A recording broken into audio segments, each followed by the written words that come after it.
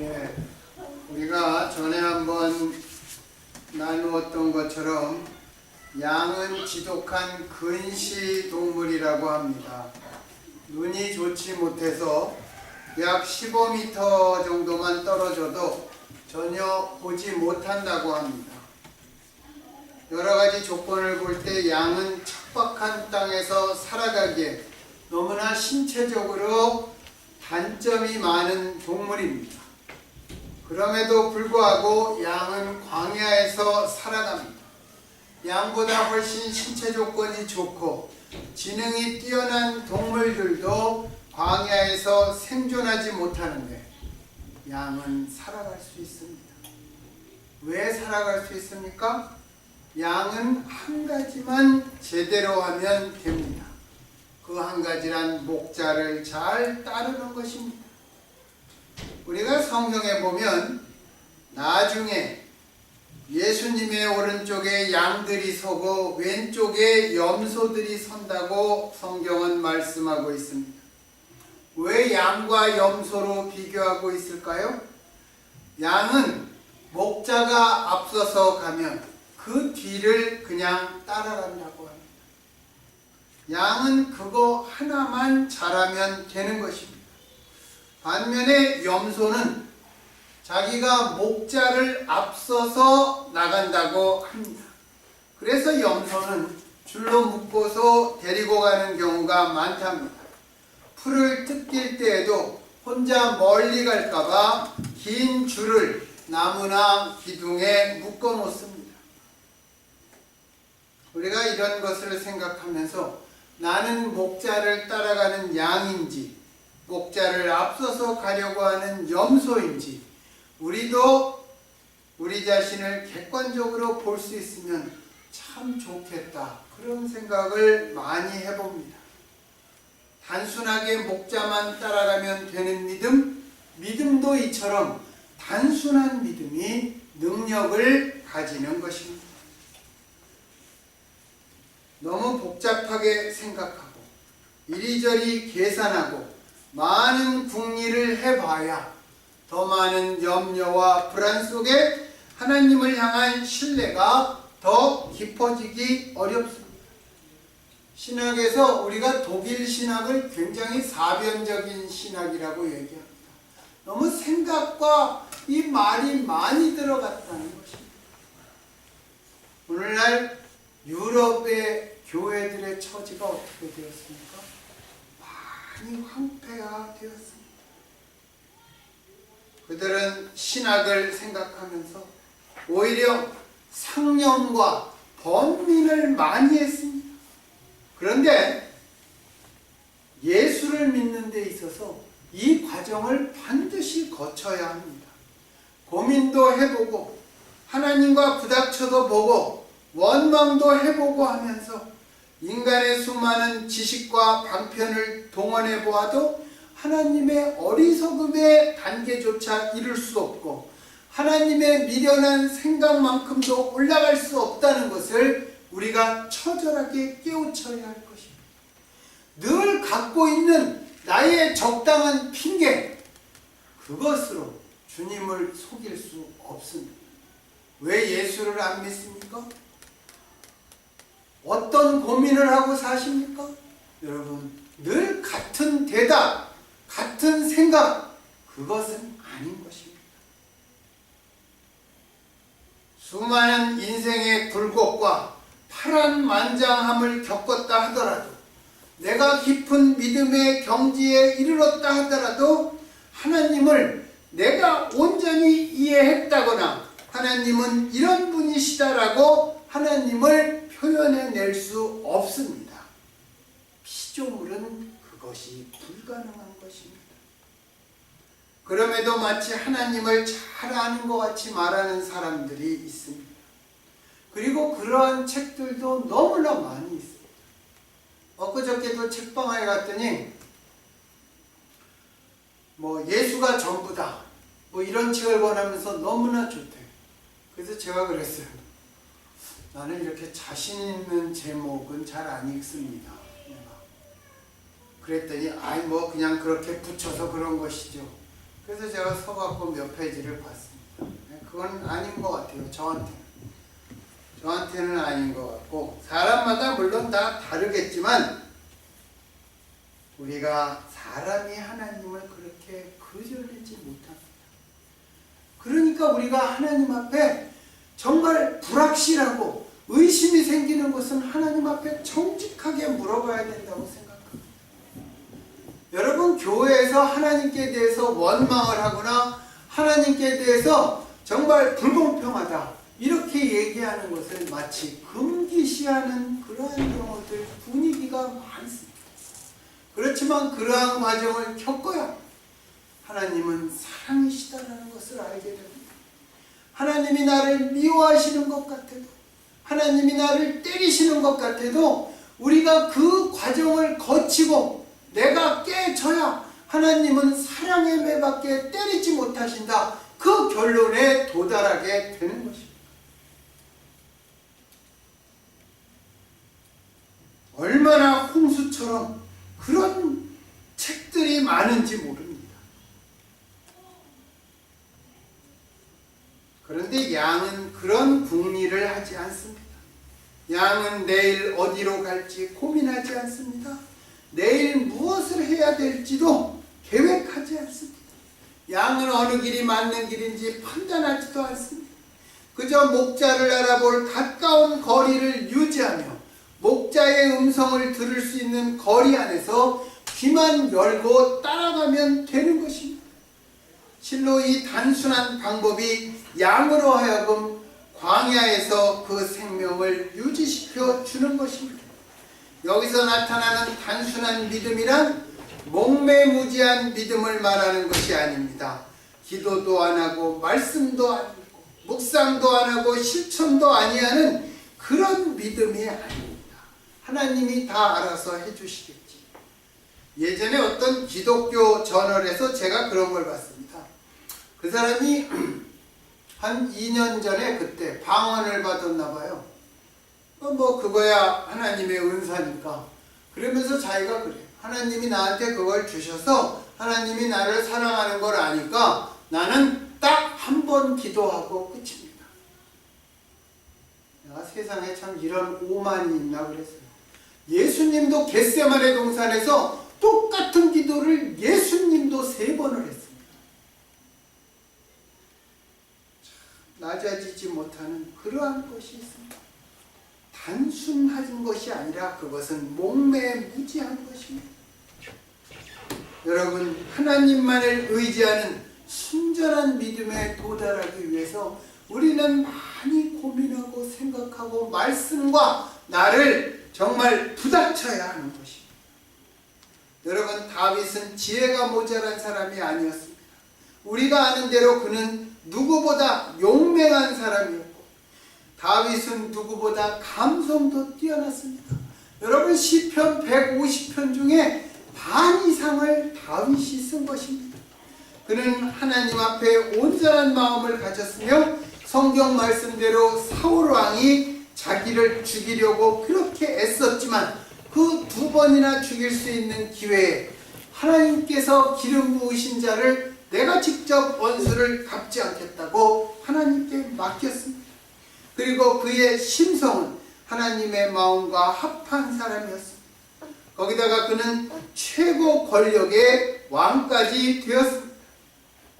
그럼에도 다윗은 자기 스스로는 목자만 따르면 되고 목자만 있으면 부족함이 없는 양으로 자기 자신을 자리매김했습니다. 자기 자신을 그렇게 고백하고 표현한 것입니다.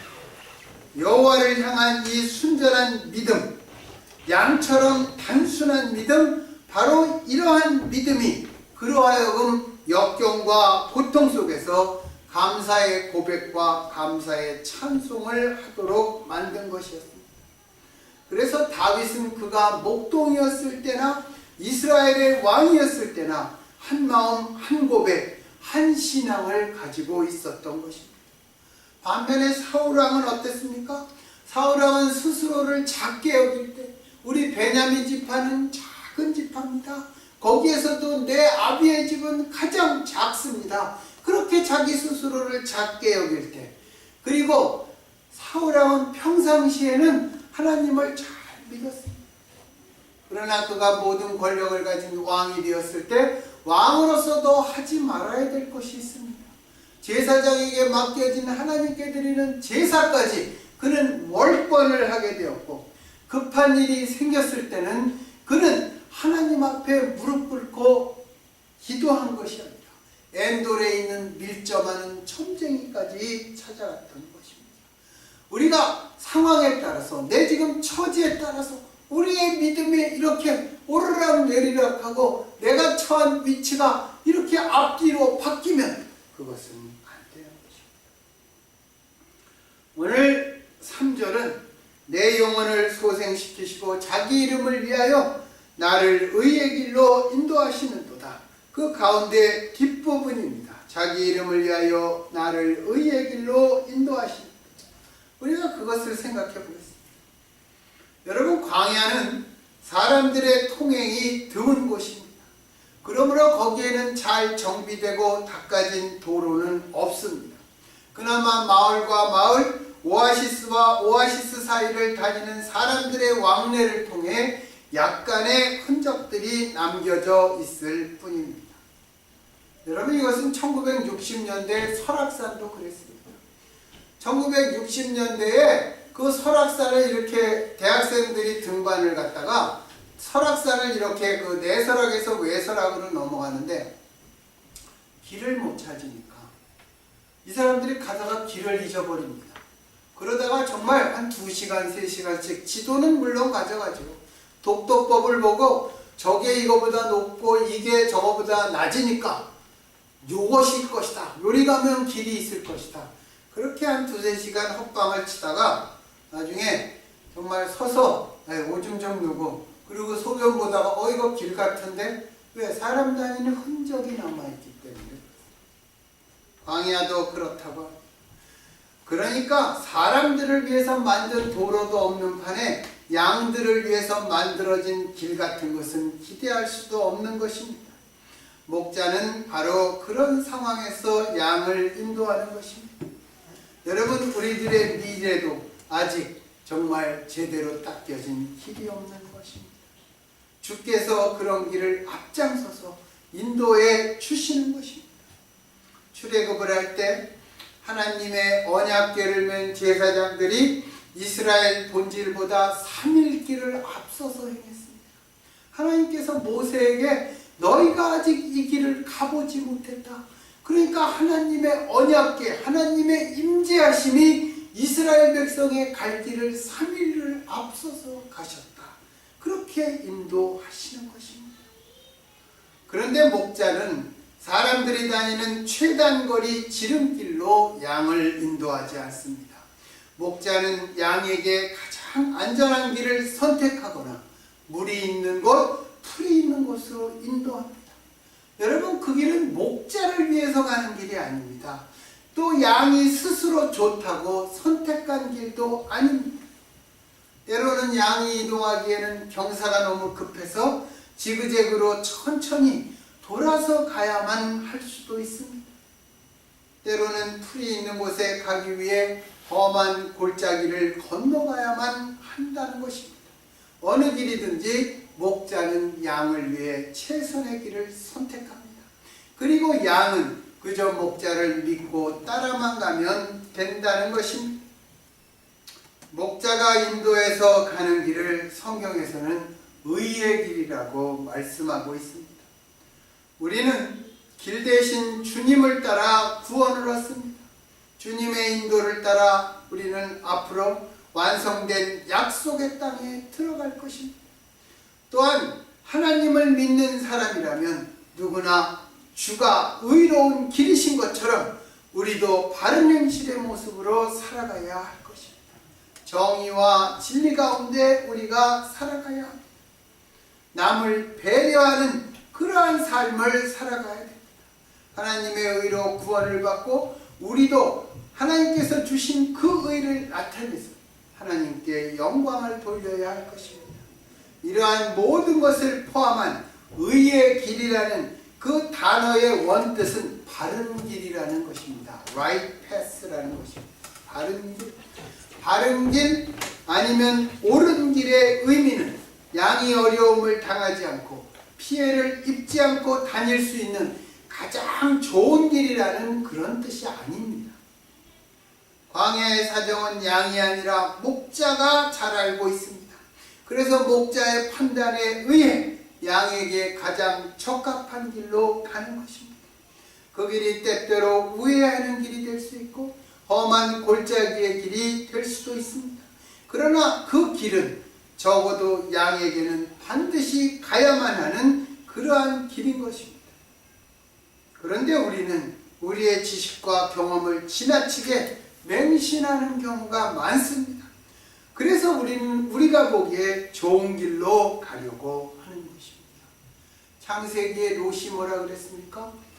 소돔까지 요단 땅에 물이 넉넉하니까 자기 눈에 보인 그쪽을 선택했습니다. 아브라함은 그 반대를 선택했습니다. 잠언 14장에 보면 어떤 길은 사람의 보기에 바르나 필경은 사망의 길이다. 이렇게 성경은 말씀하고 있습니다. 성경은 인간의 지혜와 논리만을 의지하는 것을 경계시키고 있는 것입니다. 시편 23편 내용을 우리가 생각해보면 양이 스스로 선택하는 길은 반드시 사망의 길입니다. 우리 인간이 하나님 없이 선택하는 것도 궁극적으로 사망의 길입니다. 양은 광야에서 스스로 길을 판단하거나 선택하지 않습니다. 그저 목자의 길을 따라갈 뿐입니다. 다윗은 여호와를 의지하며 살아가는 자신의 인생길을 그렇게 고백했습니다. 여러분, 오늘날 교육이나 훈련이라는 말이 있지 않습니까? 그 경찰견이나 군견도 이렇게 데리고 오면 훈련을 시킵니다. 제가 목자가 양을 교육시켜서 스스로 길을 찾아다니게 만들면 목자도 편하고 양도 자립성이 생기고 좋을 것 같다. 그런 생각이 듭니다. 그러나 목자는 그저 몇천 년 전에 하던 그대로 양을 부르면서 앞서서 갑니다. 왜냐하면 교육을 시킨다고 되는 일이 아니기 때문입니다. 눈이 좋지 않아 멀리 보지도 못하고 다리도 짧아 비탈진 곳을 잘 올라가거나 내려가지도 못하고 방향 감각도 없고 맹수로부터 자신을 지킬 무기도 없는 양 스스로 혼자서 알아서 가게 할 수는 없는 것입니다. 양에게 있어서 길은 달리 있는 것이 아닙니다. 목자가 바로 길인 것입니다. 여러분, 사해사번이라고 들어보셨습니까? 사해사번. 영어로는 Dead Sea Scroll이라고 얘기합니다. 사해 인근의 동굴에서 발견된 구약의 고서본들, 그것을 사해사본이라고 합니다. 사해사본을 발견한 사람들이 누구냐면 그 유대 남쪽으로 내려가면 베두인 목자입니다. 베두인 목자. 여러분, 예수님이 태어날 때 그 유대의 왕이 됐던 헤롯 대왕이 베두인 출신입니다. 그것이 남부 출신. 1947년이나 48년경에 어떤 베두인 목자가 양을 끌고 그 동굴 앞에 갔다가 양을 한 마리 잃어버렸습니다. 그래서 동굴 앞에 서서 작은 돌멩이를 이렇게 주워서 동굴 안에 이렇게 던집니다. 동굴 안에. 왜? 동굴 안에 자기가 직접 못 들어가는 이유는 거기에 보면 이렇게 확 이렇게 파진 곳이 많기 때문에 그런데 빠지면 살아서 못 나오기 때문입니다. 그리고 돌을 몇 개 던지면 양이 돌을 맞거나 돌이 옆에 와서 떨어지면 울음소리가 들리면 그것을 이제 그 동굴에 가서 이렇게 데리고 나오려고 그런 것입니다. 그렇게 기울이던 베두인 목자에게 돌을 던졌는데 어디 금속이나 항아리에 맞는 그런 소리가 나서 들어가 보았더니 밀폐된 유기 그릇들이 이렇게 모아져 있고 그 안에 고대 성경들이 들어있습니다. 이사야서 같은 거는 제4 동굴 같은 데 보면 거의 다 들어있었습니다. 그것을 나중에 쓰고 있던 그 이사야서하고 비교해 보니까 똑같았다고 합니다.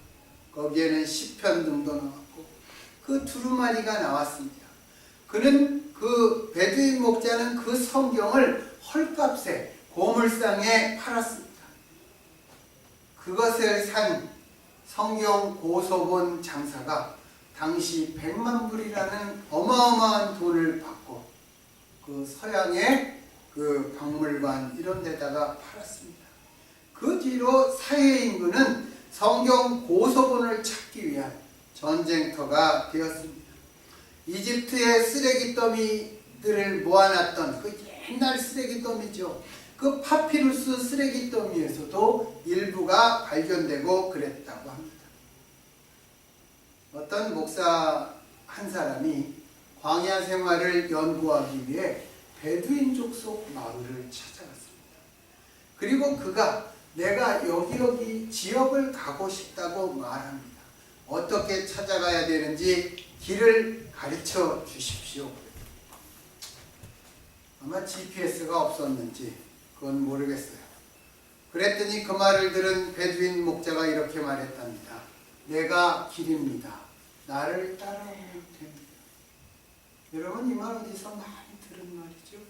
우리 기독교인들한테 굉장히 익숙한 말 아닙니까? 요한복음 14장에서 예수님이 내가 곧 길이요 진리요 생명이라고 말씀하셨습니다. 이 사람들의 그게 표현인가 봐요. 내가 곧 길입니다. 그 목자의 말을 듣는 순간 이 목사님은 예수님의 말씀이 생각나서 가슴 깊이 뭉클한 감정을 느꼈다고 합니다. 광야와 같은 인생길에서 정처 없이 떠돌다 죽을 인생을 불쌍히 여기시고 우리에게 너희가 조리조리 가라 그렇게 가야 할 곳을 지시하신 것이 아니라 예수님께서 내가 바로 너의 길이다 이렇게 말씀하신 것입니다. 베두인 목자가 설명한다고 복잡한 광야길, 험악한 광야길을 찾아갈 수 있겠습니까? 목자가 설명한다고 양들이 그 말을 알아듣고 이해할 수 있겠습니까? 제가 어저께 이것을 하면서 그래도 양보다는 우리 집 강아지가 조금 더 똑똑한 것 같아서 제가 가서 그랬습니다.